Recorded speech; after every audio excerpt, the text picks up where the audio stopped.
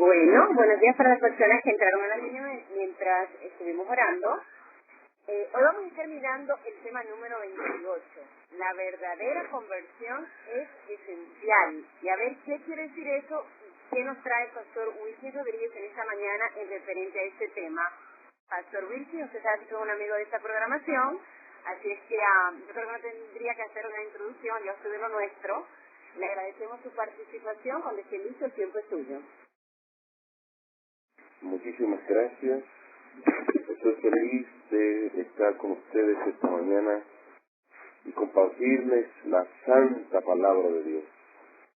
Complete your Como call ha at sido previamente anunciado, your call el again. mensaje de esta mañana está basado en el capítulo 28 titulado La verdadera conversión es esencial. Les invito en el nombre de Jesús a que el corazón esté abierto a la influencia del Santo Espíritu de Dios y que podamos en esta mañana recibir en nuestras vidas la bendición de su palabra con un corazón dispuesto a seguir las enseñanzas de nuestro Padre Celestial, a obedecer su palabra y ser bendecidos con su santa presencia. Les cuento que el Espíritu de Dios siempre ha acompañado el mensaje de sus siervos. La palabra antes, ahora y siempre, cuando es predicada con fidelidad, los resultados atestiguan su origen divino, porque la palabra de Dios tiene poder.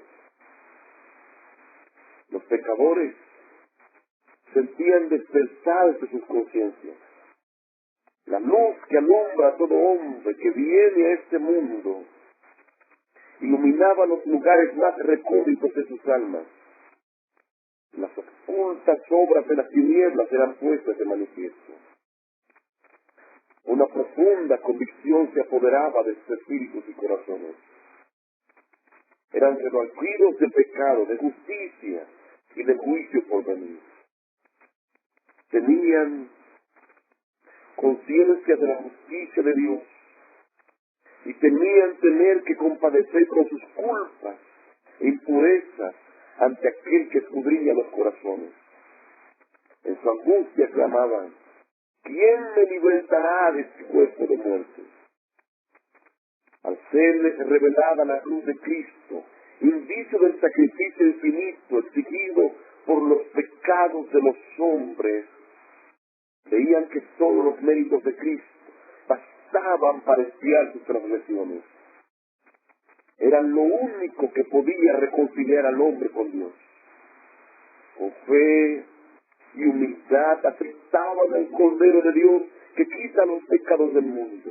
Por la sangre de Jesús alcanzaban la remisión de pecados cometidos anteriormente. Esos creyentes en el pasado, en los tiempos bíblicos, esos creyentes hacían fruto dignos de arrepentimiento.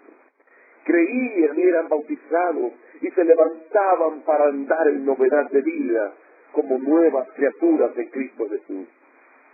No para vivir en sus antiguas concupiscencias, sino para vivir por la fe en el Hijo de Dios, para seguir sus pisadas, para reflejar su carácter y para purificarse a sí mismos, así como Él es puro.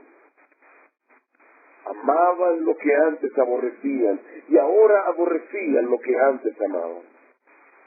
Los orgullosos y tercos se volvían mansos y humildes de corazón. Los vanidosos y arrogantes se volvían serios y discretos. Los profanos ahora se volvían piadosos. Los borrachos ahora se volvían sobrios. Los corrompidos ahora se volvían puros. Las vanas costumbres del mundo eran puestas de lado al recibir la palabra de Dios. Los cristianos no buscaban el adorno exterior, sino el adorno interior. Les cuento que los reavivamientos producían en muchos un profundo recogimiento y humildad. Los reavivamientos eran caracterizados por llamamientos solemnes y fervientes hechos a los pecadores, por una ferviente compasión hacia aquellos a quienes Jesús compró con su sangre. Hombres y mujeres oraban y luchaban con Dios para conseguir la salvación de las almas. Los frutos de semejantes reavivamientos se echaban de ver las almas que no vacilaban ante el desprendimiento y los sacrificios, sino que se recogían y se regocijaban de ser tenidas por dignos de sufrir oprobios y pruebas por causa de Cristo. En los reavivamientos se notaba una transformación en la vida de los que habían hecho profesión de seguir a Jesús, y la influencia de ellos beneficiaba a la sociedad. Recogían con Cristo y sembraban para el Espíritu, a fin de cosechar la vida eterna. Ese que les cuento es el resultado de la acción del Espíritu de Dios. Una reforma en la vida. Escuche usted, amado mío, una reforma en la vida es la única prueba segura de un verdadero arrepentimiento. Si restituye la prenda, si devuelve lo que robó, si confiesa sus pecados y ama a Dios y a sus semejantes, el pecador puede estar seguro de haber encontrado la paz con Dios. Así eran los resultados que en otros tiempos acompañaban los reavivamientos religiosos. Cuando se los juzgaba por sus frutos, se veían que eran bendecidos de Dios para la salvación de los hombres y el mejoramiento de la humanidad. Pero tengo que decirles en esta mañana que muchos de los reavivamientos de los tiempos modernos han presentado un notable contraste con aquellas manifestaciones de la gracia divina que en épocas anteriores acompañaban los trabajos de los siervos de Dios. Es verdad que despiertan gran interés los reavivamientos de los tiempos modernos.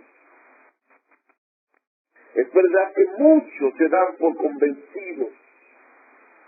Es verdad que aumenta en gran manera el número de los miembros de las iglesias. Sin embargo, los resultados no son tales que nos autoricen para creer que haya habido un aumento correspondiente de la verdadera vida espiritual. La llama que alumbra en un momento se apaga pronto y deja la oscuridad más densa que antes. Para toda alma verdaderamente convertida, la relación con Dios y con las cosas eternas será el gran tema de la vida. Pero ¿dónde se nota en las iglesias populares de nuestros días el espíritu de consagración a Dios? Los conversos no renuncian a su orgullo ni al amor al mundo. Dolorosamente les digo que los reavivamientos modernos, los conversos no están más dispuestos a negarse a sí mismos y a llevar la cruz de Cristo que a seguir al manso y humilde Jesús que antes de su conversión. La religión se ha vuelto objeto de burla de los infieles y escépticos debido a que tantos de los que profesan ignoran sus santos principios. El poder de la piedad ha desaparecido casi enteramente de muchas iglesias. Las comidas campestres, las representaciones teatrales de las iglesias, las casas elegantes, la ostentación personal han alejado de Dios los pensamientos de la gente. Tierras y bienes, ocupaciones mundanas llenan el espíritu, mientras que las cosas de interés eterno se consideran apenas dignas de atención. A pesar del decaimiento general de la fe y de la piedad, yo debo decirles que hay en estas iglesias verdaderos discípulos de Cristo.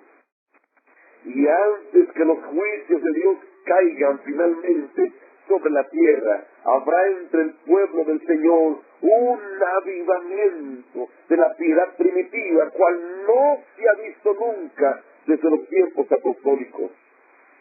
El Espíritu y el poder de Dios serán derramados sobre sus hijos. Entonces, muchos se separarán de esas iglesias en las cuales el amor de este mundo ha suplantado al amor de Dios y de su palabra. Muchos, tantos ministros como laicos, aceptarán gustosamente esas grandes verdades que Dios ha hecho proclamar en este tiempo, a fin de preparar un pueblo para la segunda venida del Señor. El enemigo de las almas desea impedir esta obra. Y antes de que llegue el tiempo para que se produzca tal movimiento, tratará de evitarlo, introduciendo una falsa imitación. El enemigo de las almas hará parecer como que la bendición especial de Dios es derramada sobre las iglesias, que puede colocar bajo su poder seductor. Allí se manifestará lo que se considerará con gran interés por los religiosos. Multitudes se alegrarán de que Dios está obrando maravillosamente en su favor, cuando en realidad la obra provendrá de otro espíritu. Bajo un disfraz religioso, Satanás tratará de extender su influencia sobre el mundo cristiano. Debo decirles que las verdaderas de su palabra, las verdades de la palabra de Dios, Dios ha dado a los hombres una revelación de sí mismo, y a todos los que la aceptan les sirven de escudo contra los engaños de Satanás. El descuido en que se tienen a veces esas verdades es lo que abre las puertas a los males que se están propagando ahora en el mundo religioso. Se ha perdido de vista la naturaleza y la importancia de la ley de Dios. Y es en esto donde está el secreto de la ausencia del Espíritu y el poder de Dios en los despertamientos religiosos de nuestros tiempos. Se ha perdido de vista la naturaleza y la importancia de la ley de Dios. Alabo a Dios, porque en las diversas denominaciones hay hombres eminentes por su piedad que reconocen y deploran el hecho de poner de lado la ley de Dios. Cito al profesor Eduardo Park, quien al exponer los peligros religiosos corrientes él dice: una de las fuentes de peligros es el hecho de que los predicadores insisten muy poco en la ley divina. En otro tiempo el púlpito era eco de la voz de la conciencia. Nuestros más ilustres predicadores daban a sus discursos una amplitud majestuosa, siguiendo el ejemplo del maestro y recalcando la ley y sus preceptos y sus amenazas. Repetían los dos grandes máximas de que la ley es el cierto asunto de las perfecciones divinas, y de que un hombre que no tiene amor a la ley no lo tiene tampoco al Evangelio. Pues la ley, tanto como el Evangelio, es un espejo que refleja el verdadero carácter de Dios. Este peligro arrastra también otro, el de desestimar la gravedad del pecado, su extensión, su horror, el grado de culpabilidad que acarrea la desobediencia de un mandamiento es proporcional al grado de justicia de ese mandamiento. Muchos maestros de religión aseveran que Cristo abolió la ley por su muerte. Muchos dicen que los hombres hoy son libres de las exigencias de la ley. Algunos presentan la ley de Dios como un yugo enojoso y la presentan en contraposición con la esclavitud de la ley. Presentan la libertad que se debe gozar bajo el Evangelio. Pero no es así como los profetas y apóstoles consideran la santa ley de Dios. David dice, andaré con libertad porque he buscado tus preceptos. Salmo 119, versículo 45. El apóstol Santiago escribe después de la muerte de Cristo, llamando a la ley de Dios, ley perfecta, ley de libertad. Santiago capítulo 2, versículo 8 y capítulo 1, versículo 25. El vidente de Patmos, Juan, medio siglo después de la crucifixión, pronuncia una bendición sobre los que guardan sus mandamientos para que tengan derecho a comer del árbol de la vida y entrar por las puertas de la ciudad. Apocalipsis 22, 14. La ley de Dios, oye, amado mío, la ley de Dios, por su naturaleza misma, la ley de Dios es inmutable. Es una revelación de la voluntad y el carácter de Dios que es autor. Dios es amor, su ley es amor. Los dos grandes principios son el amor de Dios y el amor al hombre. Pablo escribe en el libro de Romanos, capítulo 13, versículo 10, diciendo, el amor es el cumplimiento de la ley, gloria al nombre de Dios. Es obra de la conversión y de la santificación reconciliar a los hombres con Dios, poniéndolos de acuerdo con los principios de su ley. Al principio el hombre fue creado a la imagen de Dios. Estaba en perfecta armonía con la naturaleza y la ley de Dios. Los principios de justicia estaban grabados en el corazón del hombre. Pero el pecado nos separó del Hacedor. Cuando entró el pecado, ya el hombre no reflejaba la imagen divina. Cuando entró el pecado, ya el corazón del hombre estaba en guerra con los principios de la ley de Dios. Cuando entró el pecado, según enseña Pablo en Romanos 8:7, la intención de la carne se convirtió en enemistad contra Dios, porque no se sujeta a la ley de Dios, ni tampoco puede. Yo debo decirles, amados míos,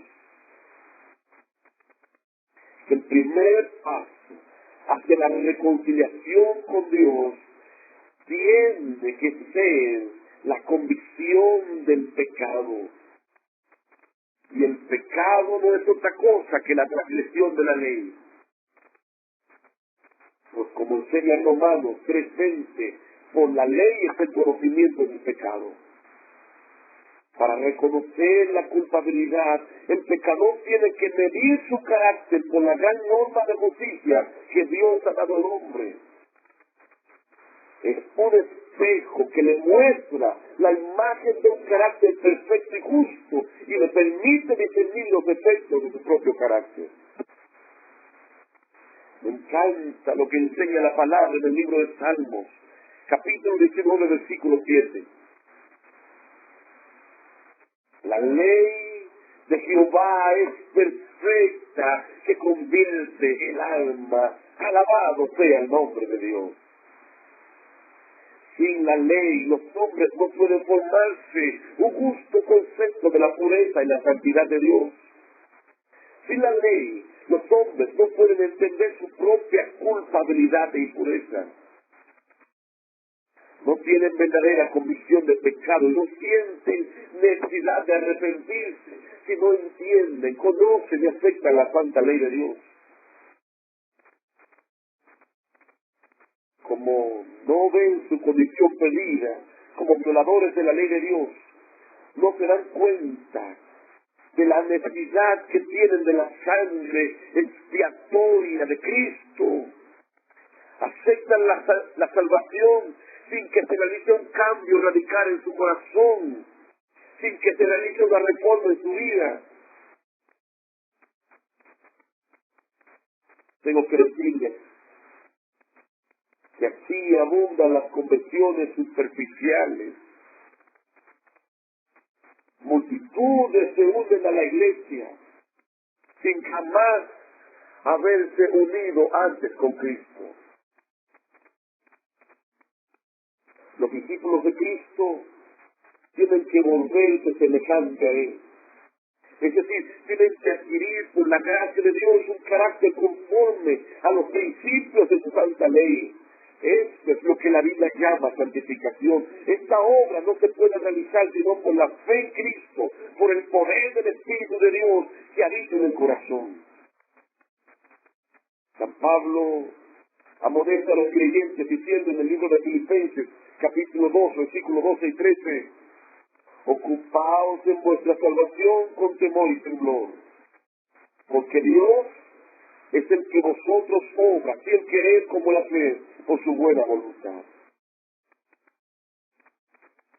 La sagrada palabra de Dios enseña claramente que la obra de santificación es progresiva.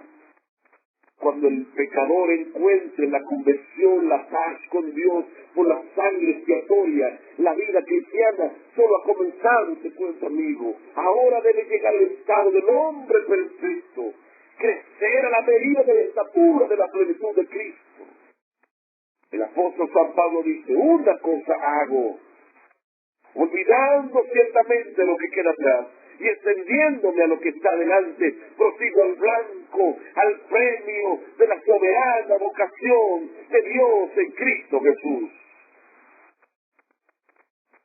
La santificación, al cual le entiende ahora el mundo religioso en general, lleva en sí misma un germen de orgullo espiritual y de menosprecio a la ley de Dios, que nos la presenta como del todo ajena a la religión de la Biblia. Los defensores de la santificación en el mundo religioso moderno enseñan que la santificación es una obra instantánea, por la cual mediante la fe solamente alcanzan la perfecta santidad. Dicen, cree solamente y la bendición será nuestra. Según ellos no se necesita ningún esfuerzo de nuestra parte. El deseo de llevar una religión fácil, que no exija lucha, ni desprendimiento, ni ruptura con las locuras de este mundo, ha hecho popular esta doctrina de la fe sola. ¿Pero qué dice la palabra de Dios? La palabra de Dios dice, hermanos míos, ¿qué aprovechará si alguno dice que tiene fe y no tiene obras? ¿Podrá la fe salvarle? ¿Quieren saber, hombre vano, que la fe sin obras es muerta? No fue justificado por las obras de la fe Abraham, nuestro padre, cuando ofreció a su hijo Isaac sobre el altar. ¿No ves que la fe obró con sus obras y que la fe fue perfecta por las obras? ¿Veis pues que el hombre es justificado por las obras y no solamente por la fe? El testimonio de la palabra de Dios se opone a esta doctrina seductora de la fe sin obras. Nadie se engaña a sí mismo, creyendo que puede volverse santo mientras viole premeditadamente uno de los preceptos de la ley divina. Un pecado cometido deliberadamente acalla la voz del Espíritu Santo y separa el alma de Dios. Todo aquel que ve que está violando la ley, y enseña Juan en su primera carta, capítulo 3, versículo 6, todo aquel que peca, que viola la ley, no ha visto a Dios y no le ha conocido. En el capítulo 2, primera de Juan, versículos 4 y 5, Juan dijo, el que dice, yo le conozco y no guarda sus mandamientos, es mentiroso y no hay verdad en él, mas el que guarda su palabra, verdaderamente, en éste se ha perfeccionado el amor de Dios. Si los hombres no sienten el peso de la ley moral,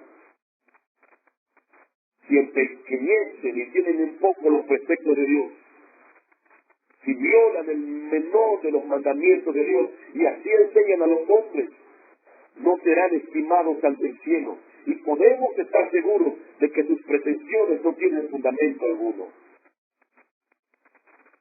La vida del cristiano debe ser una vida de fe, de victoria y de gozo en Dios.